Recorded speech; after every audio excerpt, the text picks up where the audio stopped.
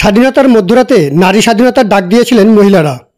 আরজিকর হাসপাতালের ঘটনার প্রতিবাদে মেয়েরা রাত দখল করো কর্মসূচি ছিল 14ই আগস্ট।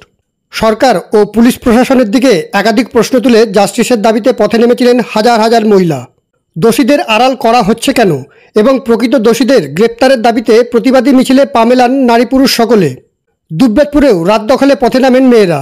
গানে স্লোগানে দাবি ছিল একটাই, জাস্টিস চাই।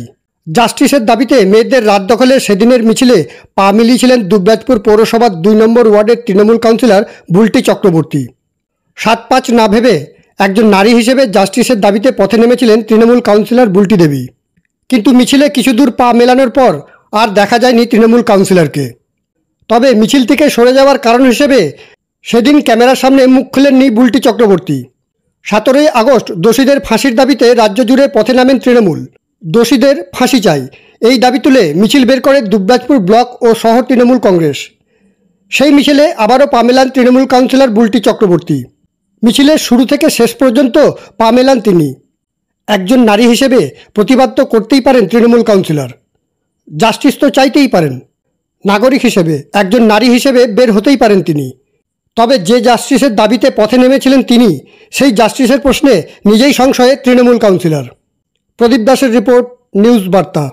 14ই আগস্ট মেয়েদের রাত দখল কর্মসূচিতে প্রতিবাদী মিছিলে জাস্টিস চেয়ে পথে নেমেছিলেন আপনি তৃণমূল কাউন্সিলর। আজকেও পথে নামলেন, ঠিক দাবিটা কি আর দাবিটা কার কাছে? দাবিটা সেই দিনও ছিল সরকারের কাছে, আজও সরকারের কাছে, যে বলেছিল যে ফাঁসির জন্য সরকার দাবি বলেছে আমরা ফাঁসি চাই। যে আমাদের মাননীয় মুখ্যমন্ত্রী বলেছেন যে যেন দোষীদের শাস্তি হোক এবং ফাঁসি হোক, এই দাবিতে আমাদের আজকেও নামা।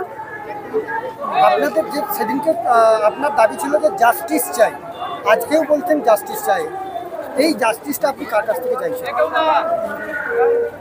এই জাস্টিসটা আমি এখনো চাইছি, আমি জাস্টিস আগেও আমরা চেয়েছি জাস্টিস, কারণ আমরা এটা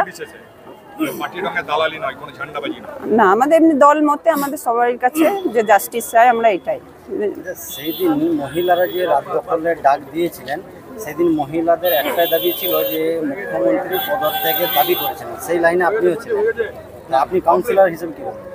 না, আমি সেটা তা না, ওটা একটা নাগরিক হিসাবে আমি বেরিয়েছিলাম। আমি ওই সব মহিলাদের সঙ্গে বেরিয়েছিলাম, ওটা আমি কোনো